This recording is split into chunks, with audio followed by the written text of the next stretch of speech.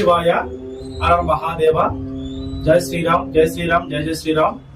నా పేరు శ్రీ అయ్యప్పరాజు, తిరువేర్కాడు, కర్మారిమ్మ జ్యోతిష్ నిలయం, చెన్నై మరియు దిల్సుఖ్ నగర్, హైదరాబాదు. ఈ రోజు మనం చెప్పబోయే ఒక మంచి చక్కటి రెమెడీ. గురువు గారు, మా ఇంట్లో మనశ్శాంతి లేదు, డబ్బు ఎంత సంపాదించినా కూడా ఆదాయము మిగులుబాటు లేకోకుండా డబ్బు ఖర్చు అయిపోతుంది గురువు గారు. ఇంట్లో ధనము నిలకడ కోసము ఇప్పుడు మనము ప్రతి వ్యక్తికి ధనం అనేది చాలా ఇంపార్టెంట్. ఈ సృష్టిలో దైవశక్తి ఎంత గొప్పదో ధనశక్తి కూడా అంతే గొప్పది. ధనము లేని చోట ఎంత మంచి ఉన్నా కూడా దేనికి పనిచేయదు. ధనము ఉన్న కాడే 10 మంది వస్తుంటారు. ధనము ఉన్నవాడు కొన్ని బిజినెస్ల ద్వారా ధనముతో సంపాదిస్తుంటాడు. అలాగే ఇప్పుడు మనం చెప్పబోయే రెమెడీ కూడా ధన నిలకడ ఉండే విధంగా.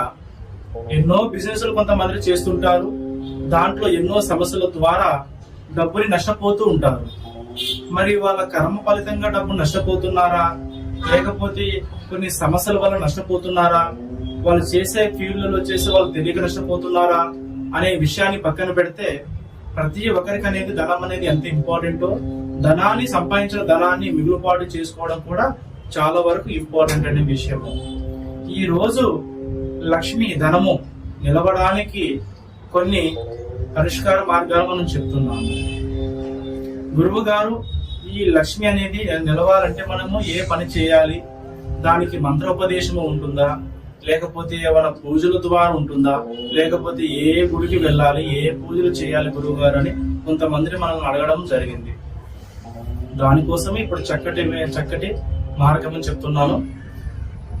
ప్రతి శుక్రవారము ఉదయము బ్రహ్మ ముహూర్తంలో ఉదయాన్నే లేచి తలస్నానం చేసి ఇల్లు అంతా శుభ్రం చేసుకొని ఇంట్లో 108 జ్యోతుల్ని వెలిగించి అమ్మవారికి, లక్ష్మీదేవతకి, అమ్మవారి విగ్రహం అయినా సరే, అమ్మవారి పటమైనా సరే, అమ్మవారికి మనస్తృప్తిగా పూజ చేసి బ్రహ్మ ముహూర్తంలో ఓం లక్ష్మీ వశీకరణ సిద్ధి ఫలితం పట్ స్వాహ అనే మంత్రాన్ని బ్రహ్మ ముహూర్తంలో పఠించినచో ధన నిలకడ అనేది 100కి 200%, 100కి 200% ధనం అనేది నిలకడ ఉంటుంది.